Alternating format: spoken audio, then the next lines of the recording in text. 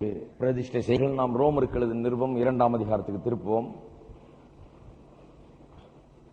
ரோமருக்கு எழுதின நிருபம் 2ஆம் அதிகாரம் 6 முதல் 10 வசனங்களை வாசிக்க போகிறோம். 6 முதல் 10 வசனங்கள். தேவன் அவனவனுடைய கிரியைகளுக்கு தக்கதாக அவனுக்கு பலன் அளிப்பார். சோர்ந்து போகாமல் நற்கிரியைகளை செய்து மகிமையும் கனத்தையும் அழியாமையும் தேடுகிறவர்களுக்கு நித்திய ஜீவனை அளிப்பார். சண்டைக்காரராயிருந்து சத்தியத்திற்கு கீழ்ப்படியாமல் அநியாயத்திற்கு கீழ்ப்படுகிறவர்களுக்கோ உக்கிர கோபாக்கினை வரும். முன்பு யூதரிலும் பின்பு கிரேக்கரிலும் பொல்லாங்கு செய்கிற எந்த மனுஷ ஆத்மாவுக்கும் உபத்திரவமும் வியாகுலமும் உண்டாகும். முன்பு யூதரிலும் பின்பு கிரேக்கரிலும் எவன் நன்மை செய்கிறானோ அவனுக்கு மகிமையும் கனமும் சமாதானமும் உண்டாகும். 1ஆம் அதிகாரத்திலே மனுஷன் பாவியாயிருக்கிறான் என்பதை குறித்து பவுல் அப்போஸ்தலன் திட்டவட்டமாக எடுத்து காண்பிக்கிறார். எப்படி பாவத்தின் ஆழத்திற்கு அவன் சென்று விட்டான் என்பதை. 2ஆம் அதிகாரத்தில் அப்படிப்பட்ட மனுஷன் மீது எப்படி தேவனுடைய கோபாக்கினை வரப்போகிறது என்பதை குறித்து சொல்லுகிறார். எப்படி தேவன் நியாயம் தீர்க்கப் போகிறார், இப்படி பாவத்தில் விழுந்து ஆழத்திலே பாவத்திலே ஜீவிக்கிற மனுஷனை எப்படி தேவன் நியாயம் தீர்க்கப் போகிறார் என்று, அவர் எதன் அடிப்படையில் நியாயம் தீர்ப்பார் என்று பல காரியங்களை சொல்லுகிறார். முதலாவது நாம் படித்தோம், முதல் 3 வசனங்களிலே அவர் சத்தியத்தின்படி நியாயம் தீர்ப்பார் என்று.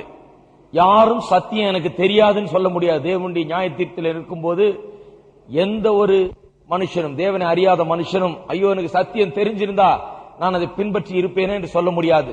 தேவன் என்ன கேட்க போகிறாராம், நீ மற்றவர்களை என்றைக்காவது குறை சொல்லி இருக்கிறாயா, குற்றம் சாட்டி இருக்கிறாயா? அதான் முதல் 3 வசனங்கள்.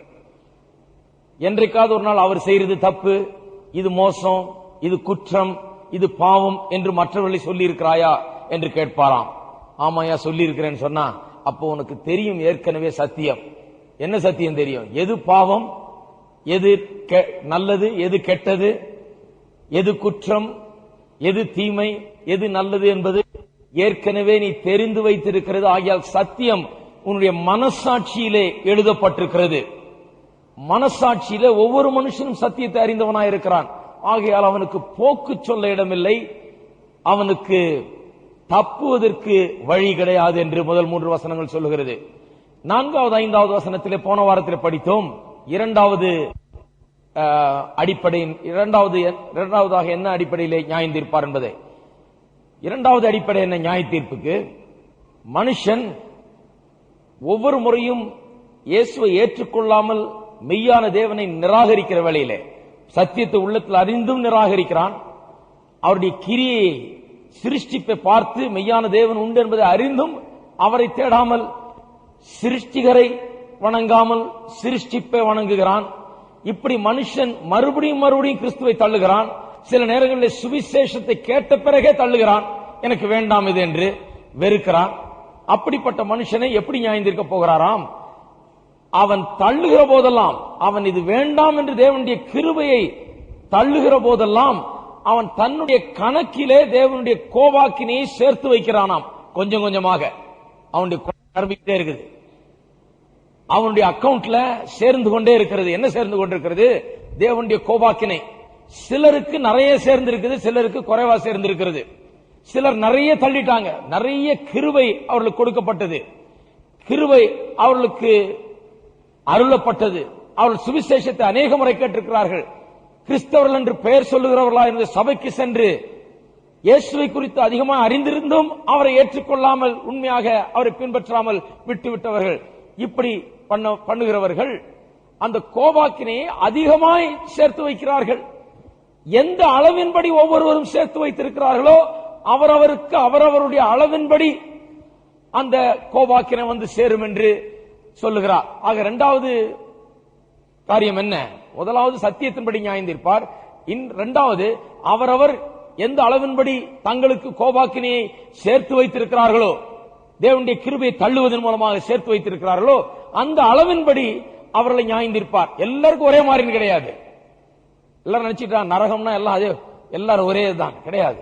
அவரவர் எந்த அளவுக்கு கிறிஸ்துவை தள்ளி நிராகரித்து எவ்வளவு கிருபையை போக்கடிக்கிறார்களோ அந்த அளவுக்கு ஏற்றது போல அந்த நியாய தீர்ப்பு இருக்கும் என்று பவுல் அப்போஸ்தலன் சொல்லுகிறார். இப்பொழுது மூன்றாவது காரியத்துக்கு வருகிறோம். சத்தியத்தின்படி நியாயம் தீர்ப்பார். அவர் சேர்த்து வைத்திருக்கிற கோபாக்கினின் அளவின்படி நியாயம் தீர்ப்பார்.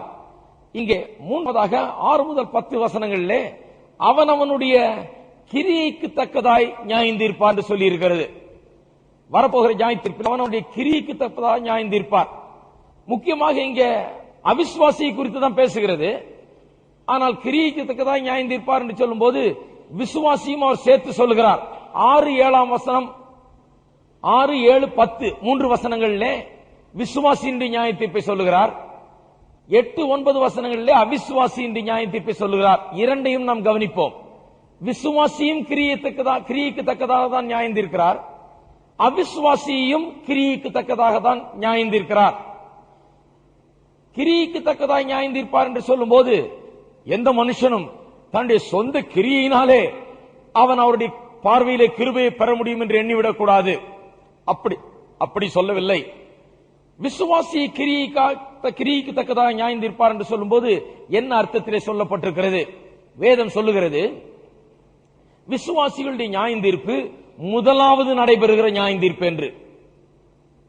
தம்முடைய வீட்டிலே கர்த்தர் தம்முடைய ஜனங்கள் மத்தியிலே நியாய தீர்ப்பு முதலாவது நடப்பிக்கிறார். முதலாவது விசுவாசிகள் நியாயம் தீர்க்கப்படுவார்கள். நியாயம் தீர்ப்பை குறித்து வேதம் சொல்லும் போது புதிய ஏற்பாட்டிலே 3 வித்தியாசமான சிங்காசனங்களில் இருந்து இந்த நியாய தீர்ப்பு வழங்கப்படும் என்று சொல்லப்படுகிறது. இந்த 3 வித்தியாசமான சிங்காசனங்களும் 3 வித்தியாசமான கால அளவிலேயும் 3 வித்தியாசமான ஆட்களை நியாயம் தீர்க்கிறதாகவும் இருக்கிறது. முதலாவது the judgment seat of Christ, கிறிஸ்துவின் நியாயாசனம் என்று தமிழில் சொல்லப்பட்டிருக்கிறது. இந்த கிறிஸ்துவின் நியாயாசனம் என்பது விசுவாசிகளின் நியாய தீர்க்கக்கூடிய ஒரு நியாயாசனம். இரண்டாவது the throne of Christ glory, கிறிஸ்துவின் மகிமையின் சிங்காசனம். அது இரண்டாம் வருகையின் போது கிறிஸ்து தம்முடைய மகிமையின் சிங்காசனத்தில் அமர்ந்து ஜாதிகளை நியாயம் தீர்ப்பார், தேசங்களை நியாயம் தீர்ப்பார் என்று அப்படி சொல்லப்பட்டிருக்கிறது. மூன்றாவது விதமான நியாயம் தீர்ப்பு வெளிப்படுத்தலில் சொல்லப்பட்டிருக்கிறது, பெரிய வெள்ளை சிங்காசனத்தின் நியாயம் தீர்ப்பு என்று. அதிலே இருக்கிறவர்கள் அநேகம் பேர் பாவிகளாக தான் இருப்பார்கள், முக்காவாசி பேர். அவர்களை நியாயம் தீர்ப்பார், பெரிய வெள்ளை சிங்காசனத்தின் நியாயம் தீர்ப்பு என்று. இப்படி 3 விதமான சிங்காசனத்திலிருந்து 3 விதமான ஆட்களை 3 கால அளவுகளிலே அவர் நியாயம் தீர்ப்பாராம். நியாய தீர்ப்பு என்பது எல்லாரும் சேர்த்து ஒன்னா ஒரே மாதிரி நிக்க வச்சு என்னத்தையோ பண்ண போறாரு நினைச்சிட்டு இருக்க கூடாது. முதலாவது விசுவாசிகளை நியாயம் தீர்க்க போகிறார். அதாவது the judgment seat of Christ, கிறிஸ்துவின் நியாயாசனத்திலிருந்து அவர் விசுவாசிகளை நியாயம் தீர்ப்பாராம். இந்த விசுவாசிகளின் நியாயம் தீர்ப்பு எப்படிப்பட்டது? விசுவாசிகளின் நியாயம் தீர்ப்பு அநேகர் நினைத்துக் கொண்டிருக்கிறார்கள், அங்க போன பிறகுதான் தெரிய போகுது நம்ம மோட்சம் போறோமா இல்ல நரகம் போறோமா. நிறைய பாருங்க, பெந்தகோஸ்து விசுவாசிகளுக்கு இன்னும் மோட்சம் போறோமா நரகம் போறோமான்றதே பெரிய சந்தேகமா இருக்கு. என்னத்தை விசுவாசிகளானார்கள் எனக்கு ஒன்றும் புரியல. மோட்சம் போறோமா நரகம் போறோமாங்கிறதே ஒரு பெரிய சந்தேகம். கிறிஸ்துவை ஏற்றுக்கொள்கிறவர்கள் ஆக்கினை தீர்ப்புக்கு நீங்களாகி ஜீவனுக்குள் பிரவேசித்திருக்கிறார்கள். passed from condemnation into life, ஆக்கினை தீர்ப்புக்கு நீங்களாகி விடுவிக்கப்பட்டு ஜீவனுக்குள் பிரவேசித்து விட்டார்கள் என்று வேதம் சொல்லுகிறது. இனி அவர்களுக்கு ஆக்கினை தீர்ப்பு கிடையாது என்று வேதவசனம் சொல்லுகிறது. விசுவாசிகளாகிய நாம் இயேசுவை ஏற்றுக்கொண்டவர்கள், இயேசுவை அறிந்திருக்கிறவர்கள், அவரை ஏற்றுக்கொண்டு அவரை வணங்கி அவருக்காக ஜீவிக்கிறவர்கள், அவருக்கு முன்பாக போய் நிற்கிற நாளிலே அன்றைக்கு போய் நம்மள மோட்சத்தில் சேர்க்கிறதா இல்லையா என்று ஆண்டவர் தீர்மானிக்க போகிறது இல்லை. அதை எப்ப தீர்மானித்து விட்டார்? நாம் என்றைக்கு அவரை ஏற்றுக்கொண்டோமோ, அவரை உள்ளத்தில் நாம் ஏற்றுக்கொண்டோமோ, என்னைக்கு அவர் பின்பற்ற ஆரம்பித்தோமோ அன்றைக்கே அதை தீர்மானித்து விட்டார். எல்லாரும் சொல்லுங்க, நான் மோட்சம் தான் போறேன். பக்கத்தில் இருக்காங்களா பார்த்து சொல்லுங்க, நிச்சயமா போறேன். இப்படி சொன்னாதான் சிலர் கோவம். அது எப்படி நிச்சயமா தெரியும்? நல்லா உழுந்து அழுது ஜெபம் பண்ணு, எப்படியாவது போய் சேரணும். எப்படியாவதெல்லாம் போக முடியாது, இப்படிதான் போகணும். இயேசுவை ஏற்றுக்கொண்டு ரட்சகராக ஏற்றுக்கொண்டால் தான் போக முடியும் ஒழிய எப்படியாவது அழுது எழுது எல்லாம் போக முடியாது. ஆகையால ஏற்கனவே நமக்கு தெரியும் மோட்சம் போகிறோம் என்று. ஆகையால் விசுவாசிகளின் நியாயம் தீர்ப்பு நம்மை ஆக்கினைக்குள்ளாக தீர்க்கக்கூடிய நியாயம் தீர்ப்பாக இருக்காது. நாம் நல்லவர்களா கெட்டவர்களா அல்லது நீதிமான்களா பாவிகளா என்று நிர்ணயிக்கிற நியாய தீர்ப்பாய் இருக்காது. நாம் ரட்சிக்கப்பட்டோமா இல்லையா என்பதை தீர்மானிக்கிற நியாய தீர்ப்பாய் அது இருக்காது. அந்த விஷயமே அங்க வராது. அந்த சப்ஜெக்டே கிடையாது. அங்க நாம் ரட்சிக்கப்பட்டிருக்கோமா இல்லையா, மோட்சமா இல்லையா என்கிற அந்த விஷயத்துக்கே அங்க இடம் கிடையாது. அப்படி என்றால் எதற்கு நியாய தீர்ப்பு? எதற்கு விசுவாசிகளை நியாயம் தீர்க்க போகிறார்? எதற்கு நியாயம் தீர்ப்பாராம்? அவனுடைய கிரியைக்கு தக்கதாக அவனுக்கு பலனளிக்கும்படியாக, கிரியைக்கு தக்க ரிவார்டு, பலனை கொடுக்கும்படியாக நியாயம் தீர்ப்பாராம். வாசிப்போம். 1 கொரிந்தியர் 3ஆம் அதிகாரம் 10ஆம் வசனம். 1 கொரிந்தியர் 3ஆம் அதிகாரம் 10ஆம் வசனம். எனக்கு அளிக்கப்பட்ட தேவ கிருபையின்படியே புத்தியுள்ள சிற்பாசாரியைப் போல அஸ்திபாரம் போட்டேன். வேறொருவன் அதன் மேல் கட்டுகிறான், அவனவன் தான் அதன் மேல் இன்னவிதமாய் கட்டுகிறான் என்று பார்க்க கடவன். பாருங்க, போட்டிருக்கிற அஸ்திபாரமாகிய இயேசு கிறிஸ்துவை அல்லாமல் வேறே அஸ்திபாரம் போட ஒருவனாலும் கூடாது. வாழ்க்கையின் அஸ்திபாரத்தை குறித்து பேசுகிறார். கிறிஸ்தவ வாழ்க்கையின் அஸ்திபாரம் என்ன? நாம் எல்லாரும் இயேசு கிறிஸ்துவை ஆண்டவரும் ரட்சகருமாக ஏற்றுக்கொண்டிருக்கிறோம். பலவிதமான சபை பிரிவுகள் இருக்கலாம், பலவிதமான டினாமினேஷனை சேர்ந்தவர்களா இருக்கலாம். இயேசுவை ரட்சகராக ஏற்றுக்கொண்டு அவர் ஆண்டவர் என்று அங்கீகரித்து நம்முடைய வாழ்க்கையை இயேசு மண்டையில் ஒப்படைத்து ரட்சிப்பின் அனுபவத்தை பெற்றிருக்கிறவர்கள், அதுதான் கிறிஸ்தவ வாழ்க்கையின் அஸ்திபாரம். அதன் பிறகு அந்த அஸ்திபாரத்துக்கு மேல கட்டுறோம், அந்த அஸ்திபாரத்துக்கு மேல கட்டடம் கட்டப்படுகிறது. அதுதான் நம்முடைய வாழ்க்கை. நாம் விசுவாசிக்கிற காரியங்கள், நாம் செய்கிற காரியங்கள், நாம் இந்த உலகத்தில் வாழ்கிற வாழ்க்கை. அஸ்திபாரம் வேற அஸ்திபாரம் போட முடியாது. எல்லாருக்கும் ஒரே அஸ்திபாரம் தான். எல்லாரும் அதே அஸ்திபாரம் தான் போட்டிருக்கோம். கிறிஸ்துவாகிய அஸ்திபாரம். பவுல் அப்போஸ்தலன் கிறிஸ்துவை பிரசங்கித்தார். கிறிஸ்துவை அறியாத இடங்களில் சென்று அப்போஸ்தலனாக கிறிஸ்துவை பிரசங்கித்து கிறிஸ்துவை அறிமுகப்படுத்தி ஜனங்கள், புறஜாதியார், கல்லை மண்ணை வணங்கிக் கொண்டிருந்தவர்கள் கிறிஸ்துவை வணங்கும்படியாக அவர்கள் மனம் திரும்பினார்கள். எல்லாருக்கும் ஒரே அஸ்திபாரம் போட்டார். அதற்கப்புறம் பலவிதமான போதகர்கள் போய் கொஞ்சம் பேர் அப்படி இப்படின்னு பேசி எதையோ கொஞ்சம் நியாயப்பிரமாணத்தையும் அதையும் கலந்து விட்டான். இந்த பக்கம் இன்னொருத்தன் போய் இன்னும் கொஞ்சம் சில தத்துவங்கள் எல்லாம் பேசி விட்டாங்க. சபைகள் எல்லாம் பலவிதமா போயிடுச்சு. கொஞ்சம் கொஞ்சம் கொஞ்சம் அவங்களுக்குள்ள சில ஷேட்ஸ் ஆஃப் டிஃபரன்ஸ், கொஞ்சம் வித்தியாசங்கள் வர ஆரம்பித்து விட்டது. இருந்தாலும் என்ன சொல்லுகிறார்? அஸ்திபாரம் கிறிஸ்துவே. எல்லாரும் கிறிஸ்துவை ஆண்டவர் ரட்சகர் என்று ஏற்றுக்கொண்டிருக்கிறார்கள். கொஞ்சம் கொஞ்சம் வித்தியாசமா அவர்கள் விசுவாசிக்கலாம், சில காரியங்களில் கொஞ்சம் வித்தியாசங்கள் இருக்கலாம். ஆனால் அஸ்திபாரம் கிறிஸ்துவே, அது வேற அஸ்திபாரம் போட முடியாது என்று சொல்லுகிறார். பிறகு 12ஆம் வசனத்திலே நியாய தீர்ப்பை குறித்து பேசுகிறார். ஒருவன் அந்த அஸ்திபாரத்தின் மேல் பொன் வெள்ளி விலையேற பெற்ற கல், மரம், புல், வைக்கோல் ஆகிய இவைகளினால் கட்டினால் அவனவனுடைய வேலைப்பாடு வெளியாகும். நாளானது அதை விளங்க பண்ணும், ஏனெனில் அது அக்கினியினாலே வெளிப்படுத்தப்படும். அவனவனுடைய வேலைப்பாடு எத்தன்மை உள்ளதென்று அக்கினியானது பரிசோதிக்கும். அதன் மேல் ஒருவன் கட்டினது நிலைத்தால் அவன் கூலியை பெறுவான். ஒருவன் கட்டினது வெந்து போனால் அவன் நஷ்டமடைவான். அவனோ ரட்சிக்கப்படுவான், அதுவும் அக்கினியில் அகப்பட்டு தப்பினது போல இருக்கும். அருமையா சொல்றாரு இங்க. விசுவாசியின் நியாய தீர்ப்பை குறித்து அவர் சொல்லும்போது சொல்லுகிறார், ஒருவன் அந்த அஸ்திபாரத்தின் மேல் எப்படி கட்டுறானாம்? பொன் வெள்ளி விலையேற பெற்ற கற்கள் என்றும், கல் மரம் புல், கல் மரம் புல் என்றும் இப்படி 2 விதமாக கட்டுகிறார்கள். ஒரு கேட்டகரி என்ன, ஒரு விதம் என்ன? பொன் வெள்ளி விலையேற பெற்ற கற்கள். இன்னொரு கேட்டகரி என்ன? இன்னொரு விதம், கல் மரம் புல். இவைகள் 2 கேட்டகரி தான் இருக்குது. 2 விதமாக தான் கட்ட முடியும். அது என்ன? மனுஷனுடைய கிரியைகளை குறித்து அவர் பேசுகிறார். சிலர் செய்கிற கிரியைகள் பொன் வெள்ளி விலையேற பெற்ற கற்களை போல இருக்கிறது. அவைகள் விலை உள்ளதா இருக்கிறது. அவைகள் தேவனுடைய பார்வையில, மனுஷனுடைய பார்வையில் அல்ல, தேவனுடைய பார்வையில பொன் வெள்ளி விலையேற பெற்ற கற்களா இருக்கிறது. மற்ற இன்னொருவன் செய்கிறது தேவனுடைய பார்வையில கல் மரம் புல்லை போல இருக்கிறது. இந்த 2 விதத்திலையும் இவர்கள் இப்படி கட்டி கொண்டு வருகிறார்கள் இந்த அஸ்திபாரத்தின் மேல். நியாய தீர்ப்பு என்று வரும்போது அக்கினியினால் அது வெளிப்படுத்தப்படும். எது வெளிப்படுத்தப்படும்? எல்லாம் ஒன்னா இருக்குது. இப்போ சிலருக்கு கொஞ்சம் மரம் புல் வைக்கோலும் இருக்குது, கொஞ்சம் பொன் வெள்ளி விலையேற பெற்ற கற்களும் இருக்குது. எல்லாம் சேர்ந்து கிடக்குது. அநேகம் பேருக்கு எல்லாம் சேர்ந்து கிடக்குது. ஒவ்வொரு கிறிஸ்தவனுடைய வாழ்க்கை எடுத்து பார்த்தீர்கள் என்றால் அவனுடைய கிரியைகள் சிலவை பொன் வெள்ளி விலையேற பெற்ற கற்களை போல இருக்கும், சிலவை மரம், புல், கல்லை போல இருக்கும். எல்லாம் சேர்ந்து மொத்தமா இருக்குது. இது ரெண்டுத்தையும் இப்ப பிரிக்கணும். ஏன் பிரிக்க போகிறார்? மரம், புல்லு, வைக்கோலுக்கெல்லாம் ஒன்றும் பலன் கிடையாது. மரம், கல்லு, புல்லுக்கெல்லாம் ஒன்றும், மரம், புல், வைக்கோலுக்கெல்லாம் ஒன்றும் கிடையாது. அவைகள் அழிந்து போகக்கூடியவைகள். தேவனுடைய பார்வையிலே ஒரு விலை மதிப்பு அற்ற கிரியைகள் அவைகள். ஒன்றுக்கு உதவாதவைகள். மரம், புல், வைக்கோல் போன்ற கிரியைகள். அந்த மரம், புல், வைக்கோல் போன்ற கிரியைகள் அக்னியினாலே சோதிக்கப்படும் போது அது எரிந்து போகுமாம். அக்னியில கொண்டு போய் எல்லாத்தையும் போட்டா, பொன், வெள்ளி, விலையேற பெற்ற கற்கள், மரம், புல், வைக்கோல் எல்லாத்தையும் கொண்டு போய் போட்டா என்ன ஆகுது? மரம், புல், வைக்கோல்னா எரிஞ்சு போய் மீதி என்ன இருக்கும்? பொன், வெள்ளி, விலையேற பெற்ற கற்கள் மாத்திரம்தான் இருக்கும். அப்படி அக்னியினால் வெளிப்படுத்தப்படும் என்று சொல்லும் போது, தேவனுக்கு முன்பாக நாம் நிற்கும் போது அன்றைக்கு நம்முடைய கிரியைகள் எல்லாம் வெளிப்படும். ஒரே பார்வையில் அவருடைய கண் அக்னியை போன்றது. அக்னி நம்மை பட்சிக்கிறது போல அவருடைய கண்ணிலிருந்து புறப்பட்டு வரும் அந்த பார்வையானது நம்முடைய கிரியைகளை வெளிப்படுத்தும். எப்படி வெளிப்படுத்துமாம்?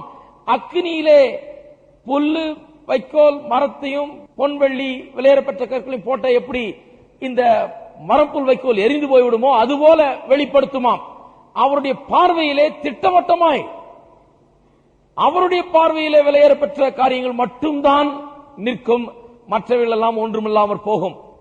சிலர் அங்க வெறுங்கையோட நிப்பாங்க. ஏன்னா அவங்க செய்ததெல்லாம் நிறைய செய்திருக்கிறாங்க. மரம்புல், வைக்கோல்லாம் எப்ப பாத்தீங்கன்னா லாரி லோட்ல தான் வாங்கணும். ஒரு லாரியா வாங்கிடலாம். அந்த கல்லுகள்லாம் 200 ரூபா, 180 ரூபா, 200 ரூபா வாங்கி இடம் பூரா கொட்டிக்கலாம். ஏராளமா இருக்கும். லாரி லாரியா கொண்டு வந்து கொட்டுவாங்க. ஒண்ணும் கிடையாது. அது மரம், புல்லு, வைக்கோல் ஆக்குறது தான் பெருசா லாரி லாரியா வரும். விலை அது ஒண்ணும் கிடையாது. ஆனா பொன், வெள்ளி, விலையேற பெற்ற கற்கள் கொஞ்சத்தை சும்மாடி பாக்கெட்ல வச்சிட்டு இருக்கலாம். அது 2 லட்சம் 3 லட்சம் போகும் இல்லையா? மனுஷனுடைய கிரியைகள் சில நேரத்தில் நிறைய ஜனங்க ஆண்டவருக்காக நான் அதை செய்த, இதை செய்தனாக்கும், அப்படி செய்தனாக்கும், இப்படி செய்தனாக்கும் அப்படின்னு சொல்லி செய்துகிட்டே இருக்கிறாங்க. ஆனால் கடைசி நாளில் அந்த கிரியைகள் வெளிப்படும் போது அவர் புரிந்து கொள்வார்கள், இவைகள்லாம் மரம், புல், வைக்கோல் நிறைய செய்திருக்கிறாங்களே ஒழிய தேவனுடைய பார்வையில ஒன்றுமே பிரயோஜனம் கிடையாது. அது நற்கிரியாவே கிடையாது. தேவன் அதை அங்கீகரிக்கல என்பதை அவர்கள் அறிந்து கொள்வார்கள். தேவனுடைய பார்வையில எது சரியாக அங்கீகரிக்கப்படுகிறது, எது இது ரெண்டுத்தையும் வித்தியாசப்படுத்துகிறது, கொஞ்சம் எண்ணி பார்க்க வேண்டும். எது நம்முடைய கிரியை மரம், புல், வைக்கோல் கேட்டகரி ஆகுது, அல்லது எது நம்முடைய கிரியைகளை பொன், வெள்ளி, விலையேற பெற்ற கற்களாக ஆக்குகிறது? அதைத்தான் ரோமர்கள் எழுதின நிருபத்திலே நாம் வாசிக்கிறோம். இந்த 2 கேட்டகரியை பிரிக்கிறது எப்படி என்று. நாம் எப்படிப்பட்ட கிரியைகளை செய்தாலும் அவைகள் மரம், புல், வைக்கோலா இருக்கும். எப்படிப்பட்ட கிரியைகளை செய்தாலும் அவைகள் பொன், வெள்ளி, விலையேற பெற்ற கற்களா இருக்கும். அதைத்தான் அப்போஸ்தலனாகிய பவுல் அங்கே ரோமர் 2ஆம் அதிகாரத்தில் சொல்லுகிறார். அவன் அவனுடைய கிரியைக்கு தக்கதாக நியாயம் தீர்ப்பான் என்று சொல்லும் போது அவர் சொல்லுகிறார் மனுஷனுடைய கிரியை பற்றி 7ஆம் வசனத்திலே, சோர்ந்து போகாமல் நற்கிரியைகளை செய்து, நற்கிரியைகளை குறித்து பேசுகிறார், மகிமையையும் கனத்தையும் அழியாமையையும் தேடுகிறவர்களுக்கு நித்திய ஜீவனை அளிப்பார். நல்ல கவனிங்க, அந்த 3 வார்த்தையில தான் விஷயமே இருக்குது. மகிமையும் கனத்தையும் அழியாமையும் தேடுகிறவர்களுக்கு என்று சொல்லி இருக்கிறது. நற்கிரியைகளை செய்து எதை தேடுறாங்களாம்? மகிமையும் கனத்தையும் அழியாமையும் தேடுகிறார்களாம். அந்த அழியாமை என்கிற வார்த்தை சரியாக மொழிபெயர்க்கப்படவில்லை. அது வேறு சில மொழிபெயர்ப்புகளிலே பிற்பாடு வந்த மொழிபெயர்ப்பிலே அதை திருத்தம் செய்திருக்கிறார்கள். அழியாமையை நாம் தேடுகிறது இல்லை. அழியாமை நமக்கு ஏற்கனவே இருக்குது. All are immortal. நாம் எல்லாருமே அழியாமை உள்ளவர்களாக தான் இருக்கிறோம். யாரும் அழிந்து போகிறது கிடையாது. நாம் மறுபடியும் உயிர்த்தெழுவோம், நித்திய நித்தியமாக வாழுவோம். எல்லாருக்குமே அழியாமை இருக்கிறது. அழியாமையை நாம் தேடி கண்டுபிடிக்க வேண்டியதில்லை, பெற்றுக்கொள்ள வேண்டியதில்லை. ஆகையால் அழியாமையை தேடுகிறார்கள் என்பது சரியல்ல. இம்மோர்டாலிட்டி என்று இங்கிலீஷ்ல வந்திருக்கு, கிங் ஜேம்ஸ் வெர்ஷன்ல. அதை பிறகு வந்த ஆங்கில மொழிபெயர்ப்பில் திருத்தம் செய்து அதை இன்கரப்டிபிள் என்று எழுதியிருக்கிறார்கள். அப்படி என்றால் அழியாமை அல்ல, இன்கரப்டிபிள் என்று சொன்னால் அது தூய்மையானது, அசுத்தமற்றது, சுத்தமானது என்கிற அர்த்தத்திலே சொல்லப்பட்டிருக்கிறது. அப்ப கவனிங்க, என்னத்தை தேடுகிறார்களாம்? நற்கிரிகளை செய்து மகிமையும் கனத்தையும் தூய்மையையும் அவர்கள் தேடுகிறார்கள், பரிசுத்தத்தையும் அவர்கள் தேடுகிறார்கள், தூய்மையை அவர்கள் தேடுகிறார்கள். மகிமையும் கனத்தையும் தூய்மையும் என்று சொன்னால் என்ன விதமான மகிமை, என்ன விதமான கனம், என்ன விதமான தூய்மை? நம்முடைய வாழ்க்கையின் நோக்கமே கர்த்தரை மகிமைப்படுத்த வேண்டும் என்பதுதான் நம்முடைய வாழ்க்கையின் நோக்கமே. நாம் எதை செய்தாலும் அந்த மகிமையை நாட வேண்டும். எந்த மகிமையை? நம்மளை பார்த்து எல்லாரும் ஆஹா என்ன பிரமாதமா செய்துட்டாரு, ஓஹோ இவர் அப்படியாமே சொல்றதுக்கா இல்ல. நம்முடைய வாழ்க்கையில நாம் எதை செய்தாலும் இதன் மூலமாக கர்த்தருடைய நாமத்துக்கு மகிமை உண்டாகிறதா? இது சரியில்லைனா நாம் எவ்வளவு பெரிய காரியத்தை செய்தாலும் அது மரம் புல் வைக்கோல தான் மாறும். இங்கதான் இருக்குது விஷயமே. எது நம்முடைய கிரியைகளை மரம் புல் வைக்கோலாக்குகிறது, எது நம்முடைய கிரியைகளை பொன் வெள்ளி விலையேற பெற்ற கற்களாக்குகிறது? நாம் நம்முடைய கிரியைகளை எந்த நோக்கத்தோடு செய்கிறோம்? What is our motive? நம்முடைய நோக்கம் என்ன? கிரியைகளை செய்யும் போது கர்த்தருடைய நாமம் இதன் மூலமாக மகிமைப்பட வேண்டும் என்று செய்கிறோமா, அல்லது ஏதோ நான் இதை செய்தேன், என் மூலமா இது நடந்தது, நான் எனக்கு கொஞ்சம் புகழ் பெறணும், நான் சில காரியங்களை செய்து காண்பிக்கணும் என்று செய்கிறோமா? இதுதான் அதை நிர்ணயிக்கிறதாக இருக்கிறது. அதைத்தான் மகிமையை நாடுகிறார்கள் என்று சொல்லப்பட்டிருக்கிறது. விசுவாசிகள் நற்கிரியை செய்யும் போது கர்த்தருக்கு மகிமையை கொண்டு வரும்படியாக அதை நாடுகிறார்கள். கர்த்தருடைய நாமம் மகிமைப்பட வேண்டுமே, அவருடைய நாமம் உயர்த்தப்பட வேண்டுமே என்று அந்த மகிமையை நாடிக்கொண்டிருக்கிறார்கள். அந்த மகிமையை நாடுகிறவர்களுக்கு அவர் பலன் அளிக்கிறார். அந்த மகிமையை நாடுகிறவர்களுக்கு கனம். கனம் என்று சொன்னால் என்ன? ஒரு பெரிய மரியாதை, மதிப்பு. கிரியைகளை நாம் செய்யும் போது நமக்கு பெரிய மரியாதை உண்டாகிறதா, நமக்கு பெரிய பெயரும் புகழும் உண்டாகிறதா என்கிறதை பார்த்து செய்யாமல் கர்த்தருடைய நாமத்தை இது கனப்படுத்துகிறதா, அவருக்கு இதன் மூலமாக கனமும் துதியும் உண்டாகிறதா என்பதை நாம் கவனிக்க வேண்டும். கர்த்தருடைய நாமத்திற்கு இது கனத்தை கொண்டு வந்தால், கர்த்தரை இது கனப்படுத்துகிறதாக இருந்தால், கர்த்தருக்கு கனத்தை கொண்டு வருகிறதா இருந்தால் நிச்சயமாக அது பொன் வெள்ளி விலையேற பெற்ற கற்களை போல ஒரு கிரியையா இருக்கிறது. அதற்கேற்ற பலனை கர்த்தர் அளிப்பார். ஆகையால் கிரியை செய்யும் போது நாம் யோசிக்கணும், எது செய்தாலும் யோசிக்கணும். சபை வச்சு நடத்தணும், யோசிக்கணும். எதுக்காக சபை வச்சு நடத்துறோம்? அவர் நடத்துறாரு, நானும் நடத்தி காமிக்கிறேன் பாரு. அப்படி நடத்தினா அது நடத்தி காமிக்கலாம். ஆளை சேர்க்கிறது ஒன்றும் பெரிய காரியம் கிடையாது. அது கடகடன்னு சீட்டு சேர்க்கிற மாதிரி சேர்த்துடலாம். ஒருத்தர் 2 பேரை கொண்டு வாங்க, 2 பேர் 4 பேரை கொண்டு வாங்க, 4 பேர் 8 பேரை கொண்டு வாங்க, 8 பேர் 16 பேரை கொண்டு வாங்க. இப்படிலாம் ப்ரோக்ராம் எல்லாம் இருக்குது. ப்ரோக்ராம் எல்லாம் வச்சா கடகடன்னு சேர்க்கலாம். அது ஒரு மாதிரி சேர்க்கலாம். எதையாவது கொஞ்சம் நல்ல ப்ரோக்ராம் வச்சிருந்தா கொஞ்சம் பேர் சேருவாங்க தான். ஆனால் எதற்காக நடத்துகிறோம், எதற்காக இதை செய்கிறோம் என்பது ரொம்ப முக்கியம். இது கர்த்தருடைய நாமம் இது மூலம் மகிமைப்படுமா, கர்த்தருடைய மகிமைக்காக இதை செய்கிறோமா, அவருடைய நாமத்தின் கனத்துக்காக இதை செய்கிறோமா என்பதை நாம் எண்ணி பார்க்க வேண்டும். சபை நடத்துறது மட்டும் இல்லை, எது நடத்தினாலும், என்னத்தை செய்தாலும், எதை செய்தாலும் இதை நாம் எதுக்காக செய்கிறோம், நம்முடைய கிரியையின் நோக்கம் என்ன என்பதை நாம் எண்ணி பார்க்க வேண்டும். எண்ணி பார்க்கலனா நிறைய அது இதுன்னு வேறுத்து விறுவிறுக்க செய்துகிட்டு இருப்போம். நிறைய பணம் செலவழிப்போம், நிறைய எல்லாம் செய்வோம்.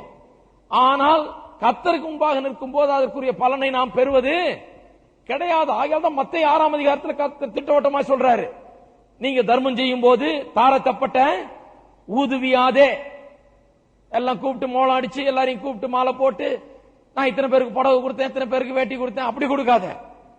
கூப்பிட்டு கொடுத்துட்டு யாருக்கும் சொல்லாம பேசாம இருந்தால் அந்தரங்கத்தில் நீ செய்கிற இந்த தர்மத்தை கர்த்தர் பார்த்து உனக்கு வெளியரங்கமாக பதிலளிப்பார். செய்யறது அந்தரங்கத்தில் செய்யணும். அந்தரங்கத்தில் நான் கதவை பூட்டி வச்சுட்டு வேட்டியை கொடுன்னு சொல்லல, அப்படி கிடையாது. அந்தரங்கத்தில் என்று சொன்னால் உள்ளத்தில் சரியான நோக்கத்தோடு ஜபத்தை குறித்து கூட தான் சொல்றாரு. ஜபம் பண்ணும் போது வெளியே தெருவில் நின்றுகிட்டு ஒன்னு பெரிய இதை போட்டுக்கிட்டு அப்படியே 4 பேர் பாக்குற மாதிரி அடே அப்பா வந்துட்டாரியா ஜபம் பண்றாரு அப்படின்னு பாக்குற மாதிரி ஜபம் பண்ணாத. உன் அறைக்குள் போய் கதவை பூட்டிட்டு ஜபம் பண்ணுன்றாரு. அதுக்கு என்ன நேரமும் அறையில பூட்டிட்டே இருக்க கூடாது. சிலர் அந்த மாதிரி பண்றாங்க. எங்க வேதாம் பள்ளியில ஒரு பையன் இருந்தான், போய் அறைய பூட்டிக்குவான். அறைய தரையானா ஆண்டவர் அறைய பூட்ட சொல்லியிருக்காரு, நீங்க என்ன தரக சொல்லி இருக்கிறீங்க. பூட்டிட்டு தான் ஜெபம் பண்ண சொன்னார். அவன் மட்டும் ஒரு அறையை எடுத்துக்குவான் தனியா, இவன் ஜெபம் பண்றதுக்கு. மீதி பேர்லாம் வெளியே நிக்கணும். அறைய பூட்டி ஆண்டவர் ஜெபம் பண்ண சொன்னாரா? எதுக்கு அப்படி பண்ண சொன்னார் என்று சொன்னால், சிலர் வெளியே போய் தங்களுடைய ஜபத்தையும் தங்களுடைய உபவாசத்தையும் தங்களுடைய தர்மம் செய்யறதையும் எல்லாத்தையும் தாரத்தப்பட்டு அடிச்சு ஊதுவிச்சு எல்லாத்தையும் அறிவிச்சு நான் அப்படி பண்ண நாக்கம் அப்படி பண்ண நாக்கம் சொல்லிட்டு திரியிறாங்க. சொன்னாருன்னு சொல்லியா, கண்ணத்தேகன் சொன்னாருன்னு சொல்லியா உபவாசத்தை பற்றி சொல்லும்போது சொல்றாரு, எங்கேயோ ஒரு சபையில போய் பிரசங்கம் பண்ணிட்டு இருந்தாராம். அந்த சபை போதகருடைய, அந்த காலத்துல அவர் சுவிசேஷகனா இருந்த போது சபை போதகருடைய மனைவி ஒவ்வொரு நாளும் அந்த விசேஷத்தை எழுப்புதல் கூட்டத்தில் எழுந்து நின்று பிரசங்கம் பண்றது. இவர் பிரசங்கம் பண்றதுக்கு முன்னால் அந்த அம்மா எழுந்து கொஞ்ச நேரம் பேசுவாங்களாம். அந்த அம்மா சொல்லுவாங்களாம், நான் இன்றைக்கு 5வது நாளாக உபவாசம் எடுத்துக் கொண்டிருக்கிறேன், என்னோடு கூட யாரெல்லாம் சேர்ந்து கொள்ள போகிறீர்கள் கேட்பாங்களாம். இவர் சொல்றாரு, இந்த அம்மா 5 நாளா சொடக்கு போட்டுட்டு இருந்தா எனக்கு என்ன? கண்ணதேகன் சொல்றாரு, எதுக்கு அந்த அம்மா எந்திரிச்சு ஒவ்வொரு நாளும் நான் 2வது நாளா உபவாசம், இன்னைக்கு 3வது நாளா உபவாசம், 4வது நாளா உபவாசம், 5வது நாளா உபவாசம், அப்படி சொல்லும் போதே அந்த அம்மா அந்த உபவாசத்துடைய பலனை இழந்து விட்டார்கள் என்றார். அப்படி சொல்லும் போதே அதுல தவறு என்றார். அதை ஜனங்க பார்த்து மேன்மை பாராட்டணும். அது ஜனங்க பார்த்து ஆஹா இந்த அம்மா 5 நாளா உபவாசம் இருக்கிறாங்க, ஆஹா இவர் 40 நாளா உபவாசம் இருக்கிறாரு அப்படின்னு மேன்மை பாராட்டணும்னு இருக்க கூடாது. அதுலதான் ஆசீர்வாதமே போயிடுது.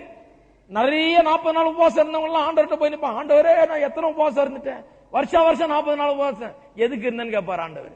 நான் இருக்க சொன்னா, ஹலோ நானா இருக்க சொன்னேன், நீ இருந்த நல்ல பப்ளிசிட்டி பண்ண, எல்லாருக்கும் சொன்னேன், மெஷின்ல எழுதுன எல்லாருக்கும் சொன்னேன், இத்தனாவது நாள் உபவாசம் அத்தனாவது நாள், நீ இருந்தா அது உன் பிரச்சனை, அதுக்கு வந்து இங்க கேட்டா என்ன பண்றது போறாரு ஆண்டவர். அதெல்லாம் மரம் புல் வைக்கோல் மாதிரி ஒன்றுமில்லாமற் போகும். ஆனால் எதை நாம் நம்முடைய புகழ்ச்சிக்காக, நம்முடைய கனத்துக்காக, நம்முடைய மேன்மைக்காக செய்யாமல் கர்த்தருடைய கனத்துக்காக, அவருடைய நாம மகிமைக்காக எவைகளை செய்கிறோமோ அவைகளை ஆண்டவர் கனப்படுத்துகிறார். அவைகளை தான் என்ன பண்ணுகிறாராம்? பலன் அளிக்கிறாராம். அதைத்தான் வேதம் சொல்லி இருக்குது. எதையுமே அப்படி செய்யணும், எதையுமே அந்த நோக்கத்தோடு செய்ய வேண்டும். கடைசியாக சொல்லுகிறார், அழியாமை. நான் சொன்னேன் இல்லையா, இன்கரப்ஷன், அதாவது தூய்மையை நாட வேணும். இது சரியானதா? இது ஏற்றுக்கொள்ளப்படக்கூடிய ஒன்றா? நாம் செய்கிற கிரியை நியாயமானதா, சுத்தமானதா, இது நல்லதா, நன்மையானதா, இது ஏற்றுக்கொள்ளப்படக்கூடிய ஒரு கிரியா என்பதை எண்ணி பார்த்து செய்யும் போது அவைகள் பொன் வெள்ளி விரையேற பெற்ற கற்களை போல இருக்கும். நிறைய பேர் நியாய தீர்ப்பு நாள்ல பெரிய அதிர்ச்சிக்குள்ளாவார்கள். இருக்கிற இந்த மாய்மாலமான ஆவிக்குரிய காரியங்களுக்கெல்லாம் அங்கே பலன் கிடைக்காது. அங்க எதுக்கு பலன் கிடைக்கும்? கர்த்தருடைய நாம மகிமைக்காக, அவருடைய கனத்துக்காக நியாயமான ஏற்றுக்கொள்ளப்படக்கூடிய சுத்தமான காரியங்களை செய்தால்தான் அங்கே பலன் கிடைக்க போகிறது. சரி, கர்த்தருக்கு முன்பாக நிற்க போகிறீங்க, நிற்கும் போது ஒன்றுமே தேரலன்னு வச்சுக்கோ, எல்லாமே மரம் புல் வைக்கோலாய் போய் இப்போ என்ன ஆக போகுது? எல்லாத்தையும் எரிச்சு போட்டுருவார் ஆண்டவர். ஒண்ணும் கிடையாது, வெறுங்கையோட நிக்க போறோம். ஆனாலும் வெறுங்கையோட நின்னாலும் என்னன்னு சொல்லி இருக்குது, அக்னி நகப்பட்டு தப்பினது போல நம்ம தப்பிச்சிருவோமா? கிரியெல்லாம் எரிஞ்சு போயிடும், ஒரு பலனும் கிடைக்காது, ஜீரோ தான். அக்கவுண்ட்ல ஒண்ணுமே கிடையாது, ஒரு பலனும் கிடைக்காது. பேசாம வெண்ணங்கி தரித்து குருத்தோலை வச்சுட்டு நிக்க வேண்டியதுதான்.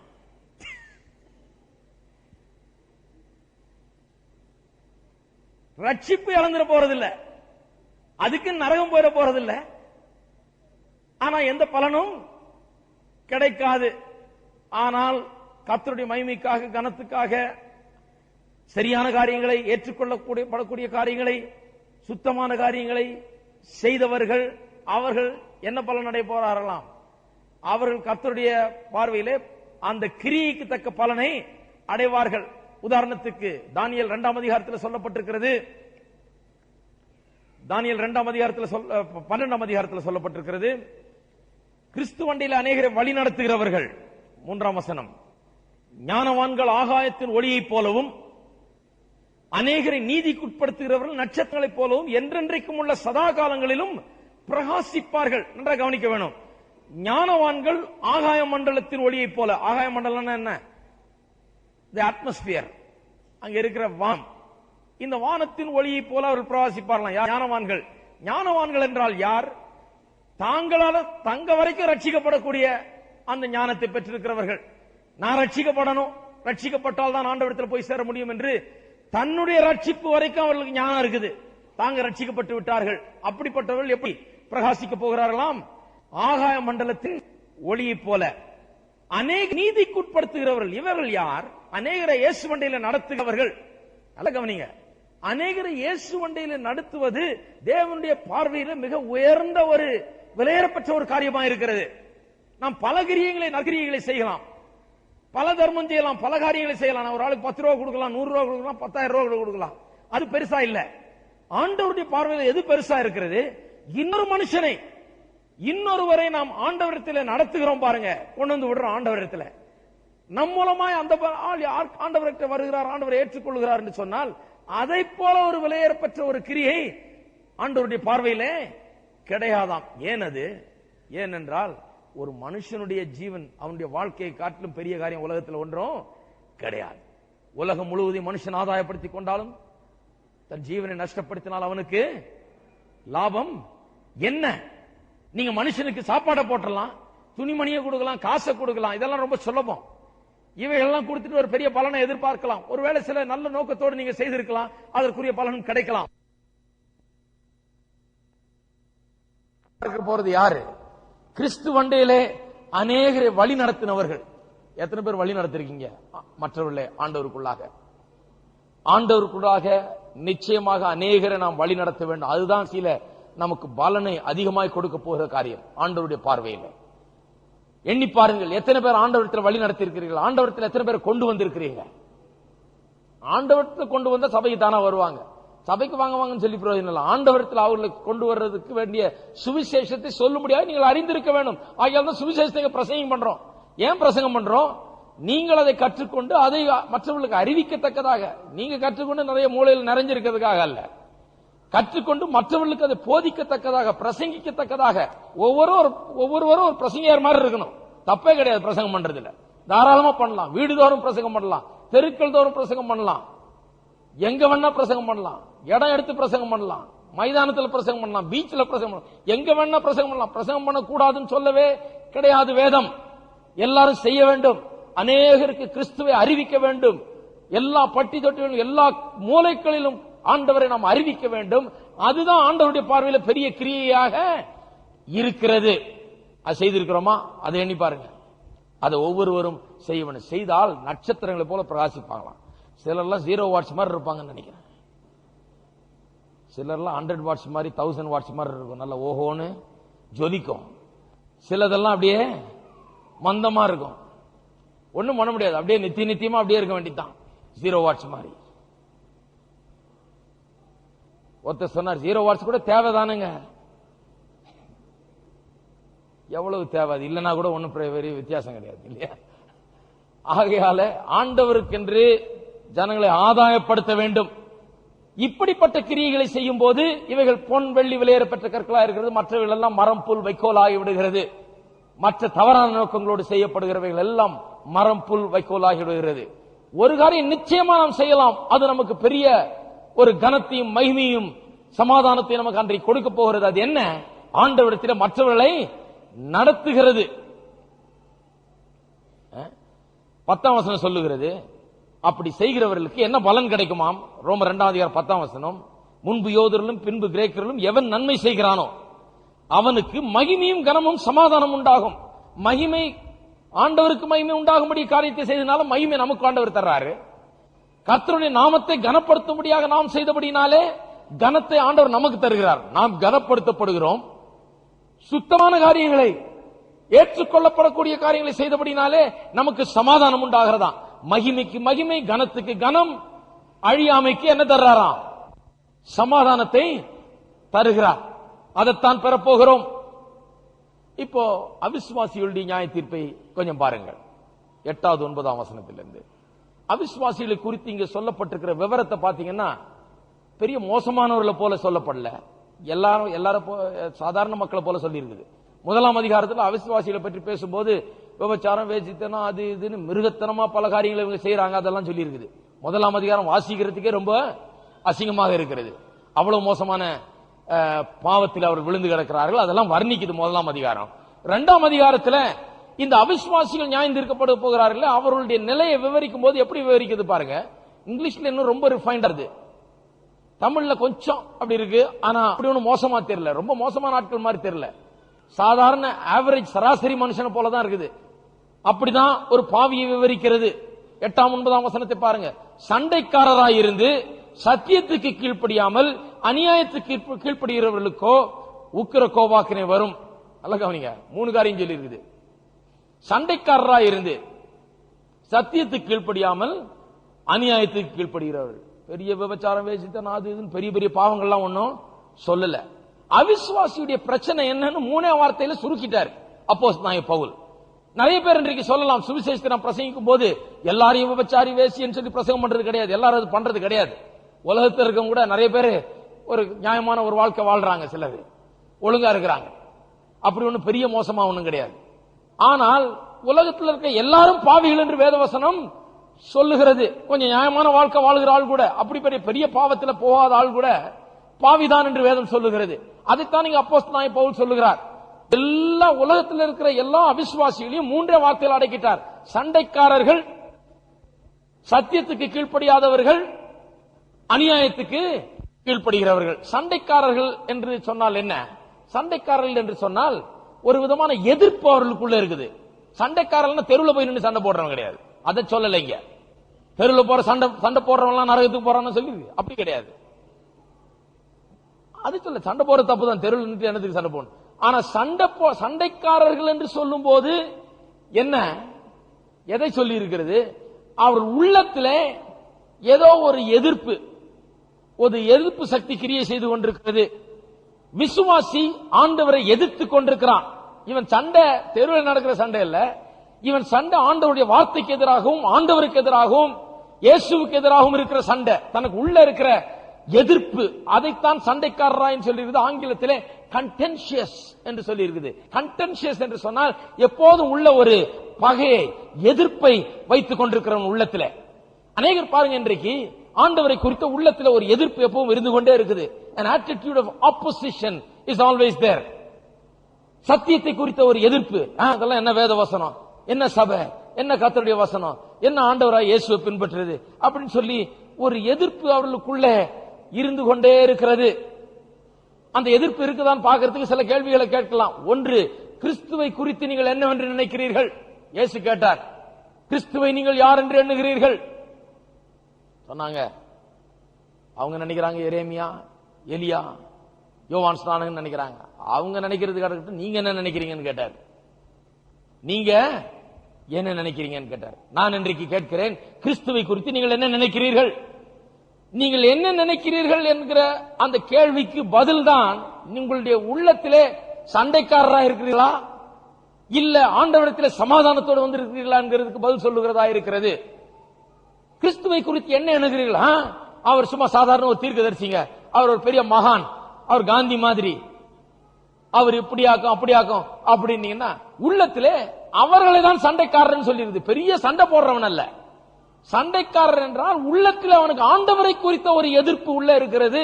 அவன் ஆண்டவர் அல்ல, அவர் தெய்வம் அல்ல, அவர் ரட்சகர் இல்லை, இவர் சிலுவையில் மரித்ததன் மூலமா நான் ரட்சிக்கப்பட முடியாது, இதை நான் நம்பல, கர்த்தருடைய வார்த்தையை நான் நம்பல, இயேசுவை நான் நம்ப முடியாது என்று சொல்லுகிறவனை தான் சண்டைக்காரர் என்று சொல்லி இருக்கிறது.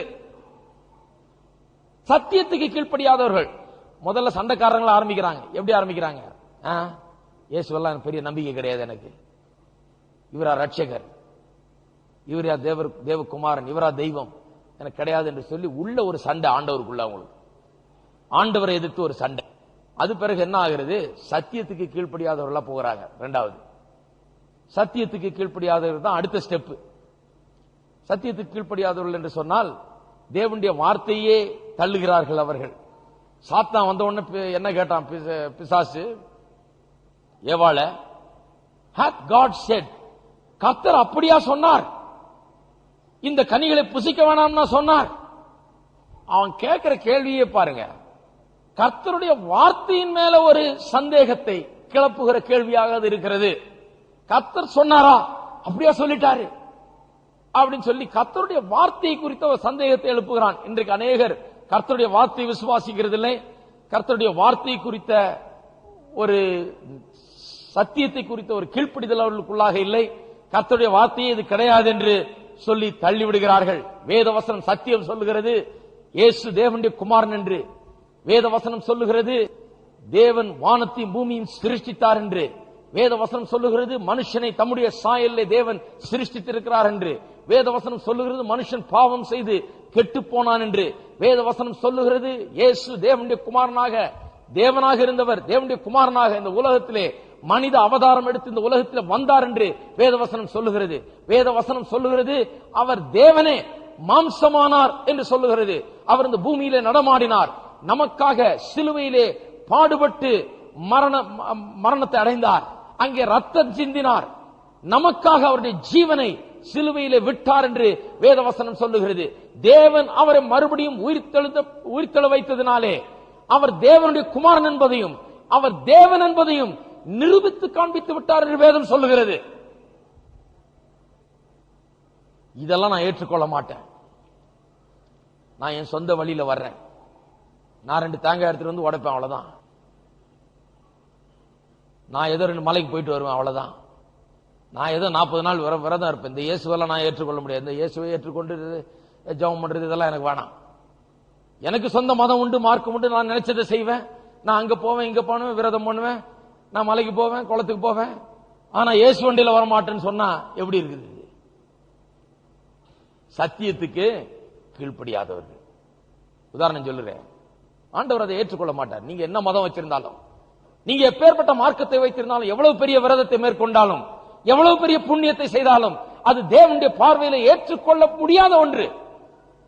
நீங்க இமயமலைக்கே ஏறி வரலாம், அங்க போயிட்டு வானத்தை கிட்ட எட்டி பிடிச்சிட்டு வரலாம், தேவன் அதை ஏற்றுக்கொள்ள மாட்டார்.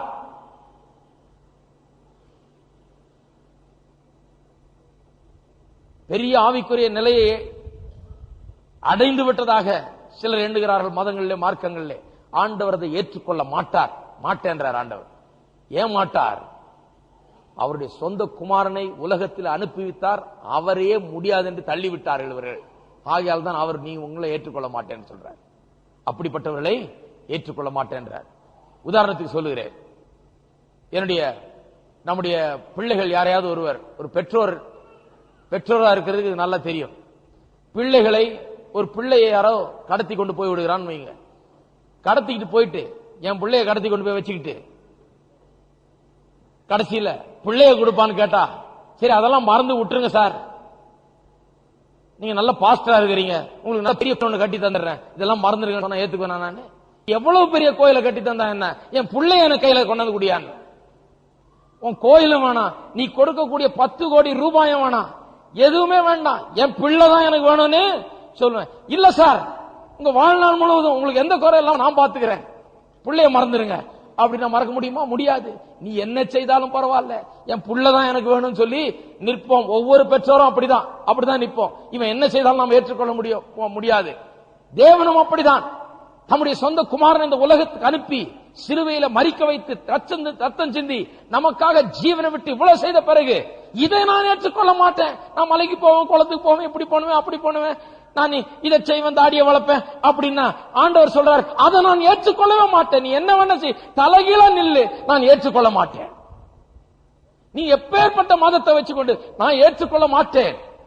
நானே உலகத்துக்கு வந்து மனுஷ அவதாரம் எடுத்து நடமாடி ரத்தம் சிந்தி ஜீவனை விட்ட பிறகு அதை ஏற்றுக்கொள்ளலன்னா உன்னுடைய மதத்தை நான் ஏற்றுக்கொள்ள வேணுமா? எப்படி ஏற்றுக்கொள்வது? உன்னுடைய மார்க்கத்தை ஏற்றுக்கொள்ள வேணுமா? நான் எப்படி ஏற்றுக்கொள்வது? உன்னுடைய தியாகங்களை நான் ஏற்றுக்கொள்ள வேணுமா? எப்படி ஏற்றுக்கொள்வது? உன்னுடைய புண்ணியங்களை நான் எப்படி ஏற்றுக்கொள்வது? வேண்டாம், முடியாது என்று சொல்லுகிறார். பாருங்க, ஆகையால் தான் அந்த மத மார்க்கங்கள் இருக்கிற புண்ணியங்கள், பெரிய தியாகங்கள், இவளுக்கெல்லாம் அர்த்தமே கிடையாது. ஆண்டவர் சொல்ல, என்னைக்கு நீ வந்து இயேசுவை ரட்சகர்னு ஏற்றுக்கொள்ளலையோ அப்ப ஆண்டவர் சொல்றாரு, நீ எப்பேற்பட்ட ஆளா இருந்தாலும் சரி, எந்த குளத்துல மூழ்கிட்டு வந்தாலும் சரி, எந்த மலைக்கு போயிட்டு வந்தாலும் சரி, நான் அதை ஏற்றுக்கொள்ள முடியாது. ஏன்? இவ்வளவு அன்பு காண்பித்து உங்களுக்காக இந்த உலகத்துல வந்து ஜீவனை விட்டவரை வேண்டான்னு தள்ளிட்ட பிறகு அப்புறம் நீங்க என்ன செய்தா ஏற்றுக்கொள்ள முடியும்? ஒன்றுமே ஏற்றுக்கொள்ள முடியாது. இது ஒன்றுதான் ஏற்றுக்கொள்வார். அவர் தம்முடைய சொந்த குமாரனை ரட்சகர் என்று, ஆண்டவர் என்று உங்கள் வாயினால் நீங்கள் அறிக்கை செய்ய வேண்டும், அவரை ஏற்றுக்கொள்ள வேண்டும். ஐயோ, நான் பாவம் செய்தேனே, இப்பேற்பட்ட அன்பை நான் தள்ளிவிட்டேனே, இப்பேற்பட்ட என்னை உண்டாக்கின தேவனை நான் தள்ளிவிட்டு நான் மற்றவர்களை வணங்கினேனே என்று சொல்லி அவரிடத்தில் திரும்பி அவரை ஏற்றுக்கொள்ளும் போது அவர் உங்களை ஏற்றுக்கொள்ளுகிறார். அநியாயத்துக்கு கீழ்ப்படுகிறார். மூணாவது ஸ்டெப் அநியாயத்துக்கு. முதல்ல என்ன பண்றாங்க, உள்ள சண்டைக்காரரா இருக்காங்க, ஒரு விரோதம், ஒரு எதிர்ப்பு உள்ளத்துல. இரண்டாவது சத்தியத்துக்கு கீழ்ப்படியாம போயிடுறாங்க. மூன்றாவது அநியாயத்துக்கு கீழ்ப்படிய ஆரம்பிச்சிடுறாங்க. நீங்க நினைக்கலாம், சிலர் நினைக்கலாம், சில உலகத்தில் இருக்கிற ஆட்கள் நினைக்கலாம், நான் விசுவாசிகளை சொல்லல, விசுவாசிகளுக்கு பிரசங்கம் பண்ணிட்டு இருக்கோம். ஆனா உலகத்தில் இருக்கிற பாவத்தை குறித்தும் பாவத்தில் இருக்கிற மக்களை குறித்தும் ரட்சிப்பு குறித்தும் பேசிக் கொண்டிருக்கிறோம். பாவத்தில் இருக்கிற மக்கள், இந்த இயேசுவை ஏற்றுக்கொள்ளாத மக்கள் சிலர் நினைக்கலாம், எனக்கு என்னங்க அநியாயம் இருக்கு, நான் என்ன அநியாயம் செய்தேன், ஒழுங்கா வேலைக்கு போய் நான் வேலை செய்துட்டு வர்றேன், நான் ஒழுங்கா சம்பளம் வாங்குறேன், பிள்ளை குட்டியில காப்பாத்துறேன், நான் ஒழுங்கா எல்லாத்தையும் செய்யறேன், நான் என்ன அநியாயம் செய்தேன், அநியாயத்துக்கு கீழ்ப்படுகிறவன்றாரு. என்கிட்ட என்ன அநியாயம் இருக்கு, நான் ஒரு ஆளுக்கு அநியாயமே செய்ததில்லை என்று சொல்லலாம். ஒரு பையன் அப்படிதான் சண்டே ஸ்கூலுக்கு போயிட்டு அங்க சொல்லி கொடுத்தாங்களாம், கோலியாத்து 9 அடி உயரம். 9 அடி உயரம். இது சின்ன பையனுக்கு தெரியுது, ஒரு கஜத்துல 3 அடி இருக்குதுன்னு. ஒரு யார்ட் ஸ்டிக், ஒரு யார்ட் ஸ்டிக்ல 3 அடி இருக்குது. அந்த 3 அடியில 3 யார்ட் ஸ்டிக் வச்சா அவ்வளவு உயரம் இருப்பானோ அவ்வளவு உயரம் கோலியாத்து இருந்தான்னு சொல்லி கொடுத்தாங்க. நேரா வீட்டுக்கு போனானா ஒரு சின்ன குச்சி எடுத்தானா, வச்சு தண்ணியை அப்படி அளந்து பாத்துக்கிட்டான். அட பரவாயில்ல, கரெக்டா 3 இருக்குது அப்படின்னு சொல்லி ஓடி போய் அவங்க அம்மா கிட்ட, அம்மா நானும் கோலியாத்தை போலவே 9 அடி உயரம் இருக்கிறாங்க, எப்படி நீ 9 அடின்னு கேட்டாங்களாம். அதான் அந்த யார்ட் ஸ்டிக்னு சொல்றாங்களே, அதை வச்சு 3 தடவை அளந்து பார்த்தா எவ்வளவு இருக்கணுமோ அவ்வளவு இருக்குன்னு நான் இதை வச்சிருக்கேன் யார்ட் ஸ்டிக். இப்படி நம்முடைய பிள்ளை வந்து செய்தா நாம ஒருவேளை சிரிச்சு அந்த குழந்தைய அணைச்சிக்கிட்டு நாம அந்த குழந்தைக்கு சொல்லி கொடுப்போம், இது இல்லப்பா யார்ட் ஸ்டிக். யார்ட் ஸ்டிக்னா ஒரு யார்டு, அது 3 அடி, அது வேற, அதுல ஒண்ணுக்கு கூட நீ தர மாட்டேன்னு சொல்லி கொடுப்போம். பிள்ளைய பார்த்து சிரிப்போம். அப்படி சொல்ற பிள்ளைய பார்த்து நம்ம சிரிச்சு மகிழ்வோம் அதனுடைய அப்பாவித்தனத்தை பார்த்து. ஆனா இன்றைக்கு ஜனங்கள் தங்களுடைய சொந்த யார்ட் ஸ்டிக்கை யூஸ் பண்ணிட்டு இருக்கிறாங்க. நான் என்ன அக்கிரமம் செய்தேன், நான் என்ன அநியாயம் செய்தேன், நான் ஒண்ணுமே செய்யலையே, அநியாயத்துக்கு கீழ்ப்படுகிறவன்றாங்களே, அது எப்படி? நாம் நம்முடைய வாழ்க்கை எதனால் அளந்து பார்க்கிறோம்? நம்ம சொந்த கோலினால், அளவுகோலினால் அளந்து பார்த்துக் கொண்டிருக்கிறோம். ஆகையால் தான் நாம் அநியாயத்துக்கு கீழ்ப்படுகிறவர்கள் என்பது விளங்க மாட்டேன். இந்த உலகத்தில் இருக்கிறவங்களுக்கு, பாவிகளுக்கு ஏன் தாங்கள் அநியாயத்துக்கு கீழ்ப்படுகிறவர்கள் என்று விளங்க மாட்டேன்னா, அவங்க சொந்த அளவுகோலை வைத்துக் கொண்டிருக்கிறார்கள். என்ன அளவுகோல்? இந்த பக்கத்து வீட்டுக்காரனை பாரு, குடிச்சுட்டு சுத்திட்டு இருக்கான், அவன மாதிரியா நான் எவ்வளவு பெரிய யோகிய. எதிர் வீட்டுக்காரனை பாரு, என் மச்சான பாரு, என் மாமனை பாரு, என் அண்ணனை பாரு, என் தம்பியை பாரு, அவர்களெல்லாம் விட நான் தேவலாம் அப்படின்னு சொல்லி அளவுகோல்களை இவன் இஷ்டத்துக்கு எதையோ ஒண்ண வச்சுக்கிட்டு இந்த சிறு குழந்தை பண்ண மாதிரி சிறு குழந்தைத்தனமா பண்ணி கொண்டிருக்கிறான். இப்படிப்பட்ட உலகத்தில தான் இயேசு வந்தார். அவர் தான் அளவுகோல். அதனாலதான் அவரை பார்த்தோன்னு வெறுக்க ஆரம்பிச்சானுங்க. ஏன்னா அவர் காமிக்கிறாரு நீ ஒண்ணு இல்லை. அவர் சும்மா ரோட்ல நடந்து போனாலும் எனக்கு கோபம் வருது. பரிசேயனுக்கும் வேதபாரகனுக்கும் மதம் இருக்குது, மார்க்கம் இருக்குது. இவன் சொந்த அளவுகோல் பிரசங்கம் பண்ணிக்கொண்டு இந்த சொந்த அளவுகோல்கள்னால தங்களை நீதிமான் சொல்லிக் கொள்கிறவர்களுக்கு இயேசுவை பார்த்த உடனே கோபம் வருது. என்ன? இயேசுதான் உண்மையான அளவுகோல். இயேசுவோடு ஒரு மனுஷனை ஒப்பிட்டு பார்க்கும் போதுதான் மனுஷன் எவ்வளவு பெரிய பாவி என்பது விளங்குகிறது. வேற யார்கிட்டையும் ஒப்பிட்டு பார்க்க வேணாம். மற்றவனை காட்டில நம்ம சிறந்தவர்களா இருக்கலாம், ஆனா ஆண்டவரிடத்துல போயிட்டு நான் மற்றவர்களை பாட்டில் சிறந்தவன் சொல்ல முடியாது. அந்த அளவுகோல் அன்றைக்கு நியாய தீர்ப்பு நாளிலே ஒரே ஒரு அளவுகோல் தான், அது இயேசுவை வைத்து தான் அளப்பார்கள். இந்த இயேசுவை வைத்து அளந்து பார்த்தா நீ எப்படி இருக்கிற, அதைத்தான் அளந்து பார்ப்பார்கள். 3 விதமா சொல்லிட்டாங்க இல்லையா? சண்டைக்காரர், சத்தியத்துக்கு கீழ்ப்படியாதவர்கள், அநியாயத்துக்கு கீழ்ப்படுகிறவர்கள். இப்போ இவர்களுக்கெல்லாம் உக்கிர கோபாக்கனை வரும் என்று தண்டனை குறித்து பேசுகிறது. இந்த தண்டனை குறித்து பேசும்போது 4 விதமாக இந்த தண்டனையை சொல்லுகிறது. துரிதமாக சொல்லிவிடுகிறேன். 4 விதமாக தண்டனையை சொல்லப்பட்டிருக்கிறது. எப்படிப்பட்ட தண்டனையா இது இருக்கும் என்று. இண்டிக்னேஷன், ராத் அப்படின்னு தனியா சொல்லியிருக்குது. தமிழ்ல ஒரே வார்த்தையாக உக்கிர கோபாக்கினை என்று சொல்லப்பட்டிருக்கிறது. உக்கிரம் என்பதும் கோபாக்கினை என்பதும் சம்பந்தப்பட்ட வார்த்தைகள், கொஞ்சம் வித்தியாசமான வார்த்தைகள். இரண்டையும் கலந்திருக்கிறார்கள் தமிழ்ல. வித்தியாசப்படுத்தி நாம் சொல்லுவோம், தனித்தனியாகவே சொல்லுவோம். உக்கிரம், ஆண்டவருடைய உக்கிரம் இப்படிப்பட்ட மக்கள் மீது வெளிப்படுமாம். உக்கிரம் இவர்கள் மீது வரும் என்று சொல்லுகிறது. இண்டிக்னேஷன் இவர்கள் மீது வரும். உக்கிரம் என்று சொன்னால் என்ன? உக்கிரம் என்று சொன்னால் அப்படியே பதபதப்பு, ஒரு உஷ்ணத்தில இருந்து அப்படியே பதபதக்கிறது போல, ஓடும் போது அப்படியே இருதயம் அப்படியே அடித்துக் கொண்டு பதபதக்கிறது போல அந்த கோபம் அப்படிப்பட்டதா இருக்கிறது. It is pant inside, aggravated inside, bursting fourth from inside. உள்ள இருந்து அப்படியே கிளம்புகிறது. உள்ள ஏற்படுகிற ஒரு பதபதப்பை போல இருக்கிறது. கொந்தளிக்கிற ஒரு நிலையை அது காண்பிக்கிறது. உக்கிரம் என்று சொன்னால் கோபம் கொந்தளித்துக் கொண்டு வருகிறதாம். பார்வோனுடைய கோபத்துக்கு மோசே தப்பினான் என்று சொல்லும்போது அந்த வார்த்தை தான் உபயோகப்படுத்திருக்கிறது. பார்வோனுடைய உள்ளம் கொந்தளிச்சுக்கிட்டு இருக்குது, எப்படியாவது இவனை கொலை பண்ணணும்னு சொல்லி. அதுல இருந்து மோசே தப்புகிறான். இயேசுவை குறித்து, இயேசு அங்கே தேவாலயத்திலே அவர் போய் பிரசங்கம் பண்ண போது அவர் மீது ரொம்ப கோபம் வந்துருச்சு ஜனங்களுக்கு. கோபம் உண்டு. அவரை கொண்டு போய் அந்த மலை உச்சியிலிருந்து கீழே தள்ளலாம் என்று, அவர்கள் உயரமான இடத்திலிருந்து கீழே தள்ளலாம் என்று அவர்கள் அவரை கொண்டு போனார்கள் என்று சொல்லும்போது கோபம் உண்டு அப்படி செய்தார்கள் என்று சொல்லப்பட்டிருக்கிறது. அதே வார்த்தை தான் உபயோகப்படுத்தப்பட்டிருக்கிறது. எபேசு பட்டணத்திலே பவுல் அப்போஸ்தலன் பிரசங்கித்து அநேக ஆயிரம் மக்கள் ஜனங்கள் சுவிசேஷத்தை அறிந்து ரட்சிக்கப்பட்டு அதன் மூலமாக அங்கே அவர்கள் வணங்கி வந்த தியானாள் என்கிற அந்த தெய்வத்தினுடைய சிலைகள் விற்காமற் போய் அங்கே வியாபாரிகள் கோபம் அடைந்து இந்த வியாபாரிகளின் சங்கத்திலே உள்ளவர்கள் மற்ற ஜனங்களையும் கிளப்பி ஒரு பெரிய கிளர்ச்சி அங்கு உண்டானது. தியானாளுடைய சிலை விற்க மாட்டேங்கிறது என்று சொல்லி அவர்கள் கோபம் உண்டு வந்து ஒன்றாய் சேர்ந்து வந்து சத்தம் போட்டுக்கொண்டு எபேசியரின் தியானாளே பெரியவள் என்று சொல்லி சத்தம் போட்டுக்கொண்டு வந்தாரலாம்.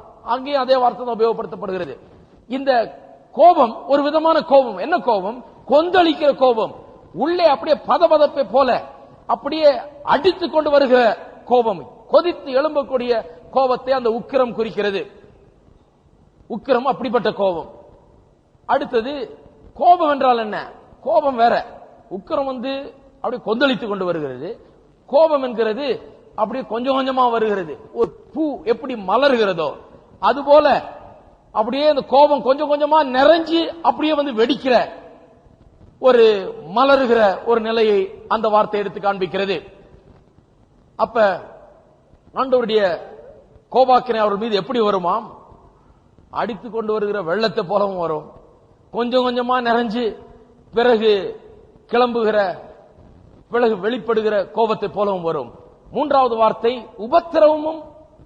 உபத்திரவமும் என்று சொல்லப்பட்டிருக்கு. இன்னும் ரெண்டு வார்த்தை சொல்லுங்க, உபத்திரவம் வியாகுலமும். உக்கிரம், கோபம், உபத்திரவம், வியாகுலம். உபத்திரவம் என்கிற வார்த்தையும் ஆங்கிலத்திலே இந்த விவசாயிகள் உபயோகப்படுத்துகிற ஒரு கருவியை குறிக்கிற வார்த்தையிலிருந்து வருகிறது. இந்த உபத்திரவம் என்கிற வார்த்தை விவசாயிகள் அங்க போர் அடிக்கிறதுக்கு ஒரு உபயோகப்படுத்துவாள். ரெண்டு கோல் மாதிரி ரெண்டு இணைக்கப்பட்டிருக்கும் ஒரு லெதர் ஸ்ட்ரிப்னால அதை வைத்துக் கொண்டு போர் அடிப்பார்கள். போர் அடிக்கும் போது அந்த தானியம் வைக்கோலும் பிரிக்கப்படும். அந்த போர் அடிக்கிறபடினால போட்டு ஓங்கி அடித்துக் கொண்டிருப்பார்கள். அப்படிப்பட்ட அந்த ஓங்கி அடிக்கிற அந்த போர் அடிக்கிறது தான் உபத்திரவம் என்று சொல்லப்பட்டிருக்கிறது. நரகம் எப்படி இருக்குமாம்? தேவனுடைய கோபம் கொந்தளித்துக் கொண்டு வந்தால் எப்படி இருக்கும்? அப்படி இருக்கும். கோபம் கொஞ்சம் கொஞ்சமாக சேர்ந்து பிறகு அப்படியே வெடித்தால் எப்படி இருக்கும்? அப்படி இருக்கும். மூன்றாவது உபத்திரவம் என்று சொல்லப்பட்டிருக்கிறது. நரகத்தில் உபத்திரவம் காத்துக் கொண்டிருக்கிறது என்று. உபத்திரவம் என்று சொன்னால் என்ன? அங்கே பெரிய ஒரு வேதனைக்குள்ளாக ஆவார்கள், அடிக்கப்படுகிறது போல அப்படிப்பட்ட ஒரு வேதனையை அது விவரிக்கிறது. கிரேக்க மொழியிலேயும் அப்படிதான் அது சொல்லப்பட்டிருக்கிறது. கிரேக்க மொழியிலே இன்னும் அழகாக சொல்லப்பட்டிருக்கிறது. அந்த திராட்சையை கொண்டு அதை மிதிக்கிறதுக்காக வைப்பார்களாம், கொட்டி வைப்பார்களாம். அதை கொட்டி வைத்து விட்டு மிதிப்பார்களாம். திராட்சையை மிதிக்கும் போது அந்த சாறை பிழிந்து அதை எடுத்துவிடும். அப்படிப்பட்ட ஒரு அனுபவமாக நரகம் இருக்கும்.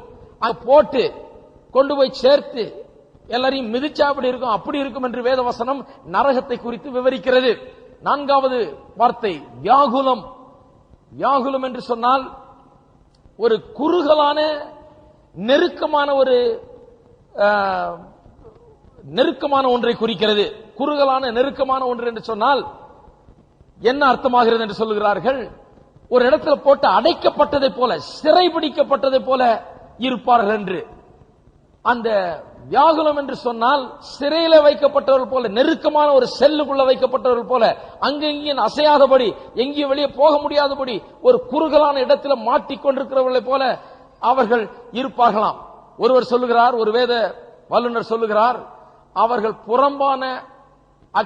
புறம்பான இருளுக்குள்ளாய் தள்ளப்படுவார்கள் என்று சொல்லப்பட்டிருக்கிறதே, அதை குறித்து சொல்றார். புறம்பான இருள் என்று சொன்னால் ஒருவேளை அவர்கள் ஒருவரை ஒருவர் இனிமேல் காணாத அளவுக்கு தனிமையிலே தள்ளப்படுவார்கள் என்கிற அர்த்தத்திலே அது சொல்லப்பட்டிருக்கும் என்று சொல்லுகிறார்.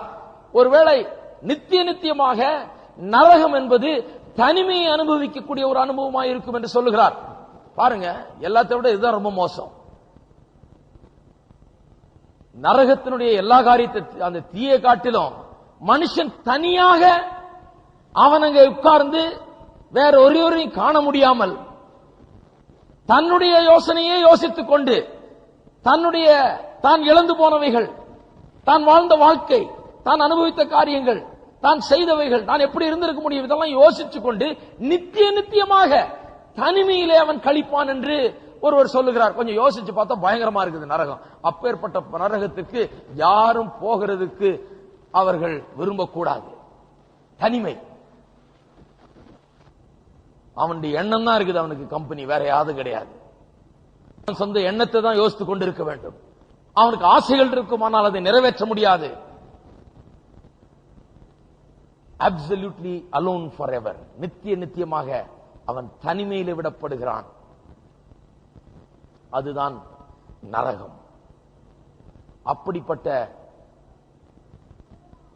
ஒரு தண்டனை அவிசுவாசிகளுக்கு காத்துக் கொண்டிருக்கிறது என்று வேதவசனம் திட்டவட்டமாக போதிக்கிறது. 1ஆம் அதிகாரத்தில் அப்போஸ்தலனாகிய பவுல் சொல்லிவிட்டார், அவிசுவாசிகள், பாவிகள் எப்படி போக போக கெட்டு சீரழிந்து, நன்றாக தேவனோடு ஐக்கியத்தில் ஆரம்பித்தவர்கள் தேவனை தள்ளி எதிர்த்து விரோதித்து வெளியே வந்து போக போக கெட்டு சீரழிந்து அழிவின் ஆழத்துக்கே போய்விட்டார்கள் என்பதை காண்பிக்கிறார். 1ஆம் அதிகாரத்தில் காண்பிக்கிறார்கள் எப்படி அவர்கள் நியாயந்தீர்க்கப்பட போகிறார்கள் என்று. ஏன் இதை சொல்றாரு, ஏன் இதை பிரசங்கம் பண்றோம்? யாரும் நினைச்சுக்காதீங்க, ஐயோ என்னங்க நரகத்தை பற்றி அப்படி சொல்லிட்டாரு அவரு, போய் இன்னைக்கு பிரசங்கத்தை கேட்டீங்கன்னா நரகம் ஓஹோன்னு பிரசங்கம் பண்ணிட்டேன். கிடையாது. எதுக்கு சொல்றோம்? இந்த நரகத்துக்குள் யாரும் போகக்கூடாது. இந்த நரகம் மனுஷருக்காக ஏற்படுத்தப்பட்ட நரகம் கிடையாது. ஆனா மனுஷர்கள் போறாங்க அதுல. ஆனா மனுஷர்களுக்காக உண்டாக்கப்பட்ட நரகம் கிடையாது. இது இயேசுவே சொல்லி இருக்கிறார், இவைகள் பிசாசுக்காக அவனுடைய சேனைகளுக்காக உண்டாக்கப்பட்டது. இது பிசாசுக்கு உண்டாக்கப்பட்ட அக்னி கடல். அங்கே அவன் தள்ளப்பட போகிறான். பிசாசு தான் அங்க போகணும், அவனுடைய அசுத்த சக்திகள் தான் அங்கே செல்ல வேண்டும் ஒழிய ஒரு மனுஷனும் சாகக்கூடாது, ஒரு மனுஷனும் அங்கே போய் நித்தியத்தை கழிக்க கூடாது என்பதுதான் தேவனுடைய சித்தம். ஒருவராவது கெட்டு போகாமல் ஒவ்வொருவரும் நித்திய ஜீவனை பெற வேண்டும். ஒருவராவது இந்த நரகத்திற்குள் பிரவேசிக்க கூடாது. ஒருவராவது இந்த நித்திய தனிமையை அடையக்கூடாது. ஒருவராவது இந்த எரிகிற அக்கினியில தள்ளப்படக்கூடாது என்பதுதான் தேவனுடைய சித்தம். அதற்காக தான் பிரசங்கிக்கிறோம். ஆகையால் தான் விசுவாசிகள் ஆகிய நாம் ஒரு நாளில் நிற்கும் போது எத்தனை பேருக்கு நாம் சுவிசேஷத்தை சொல்லி அவர்கள் ஆண்டவரத்தில் நடத்திருக்கிறோம் என்பதுதான் பெரிய காரியமா இருக்க போகிறது. அதற்கு தான் பெரிய பலன் கிடைக்க போகிறது. ஏனென்று சொன்னால் இதிலிருந்து அவர்களை நாம் காப்பாற்றுகிறோம். ஒன்று, முதல்ல நமக்கு ஞானம் இருக்கணும், நம்ம காப்பாற்றிக் கொள்வதற்கு. நான் அதுல போகக்கூடாது, நான் இயேசுவை ஏற்றுக்கொள்ள வேண்டும், இயேசுவண்டில் வாழ்க்கையை ஒப்பு கொடுக்க வேண்டும். இரண்டாவது, அடுத்த ஆளும் அதுல போகக்கூடாது என்று அவனை காப்பாற்றக்கூடிய ஞானம் இருக்கணும். அதைத்தான் விசுவாசி இன்றைக்கு செய்ய வேண்டும். எழுந்து நிற்போம்.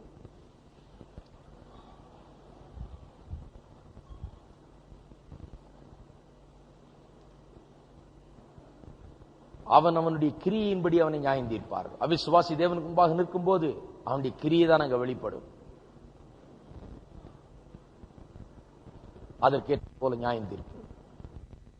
நம்ம எல்லாரும் கண்களை மூடி ஒரு நிமிஷம் ஆண்டவருடைய பிரசன்னத்தில் நாம் நிற்போம். இன்னும் இயேசு கிறிஸ்துவை ஏற்றுக்கொள்ளாதவர்கள், இயேசுவை ரட்சகராக அங்கீகரிக்காதவர்கள், தன்னுடைய வாழ்க்கையில ஏற்றுக்கொள்ளாதவர்கள் இங்கு இன்னும் இருப்பீர்கள் என்றால், அப்படி யாராவது இருப்பீர்கள் என்றால் உண்மையாகவே இயேசு வண்டியில் இன்றைக்கு வரலாம். இன்றைக்கு ரட்சிப்பின் நாள். இன்றைக்கு உங்களுடைய முடிவையே நீங்கள் மாற்றிக்கொள்ளலாம். இயேசு வண்டியில் வரலாம். சந்தோஷத்தையும் சமாதானத்தையும் நிம்மதியும் பெறலாம். அவருக்காக ஜீவிக்கலாம். நித்தியமாக அவரோடு கூட வாழப்போகிறோம் என்கிற நிச்சயத்தை பெறலாம். இன்றைக்கு அதை செய்ய முடியும். இன்னும் இயேசுவை ஏற்றுக்கொள்ளாதவர்கள் இருந்தால் கைகளை உயர்த்தி காண்பீங்கள். உங்களுக்காக விசேஷமாய் ஜெபிக்க போகிறேன். துரிதமாக கைகளை உயர்த்தி காண்பீங்கள். இயேசுவை ஏற்றுக்கொள்ளாதவர்கள் இங்கு இருப்பீர்கள் என்றால் கைகளை உயர்த்தி காண்பித்தால் உங்களுக்கு ஜெபிப்போம்.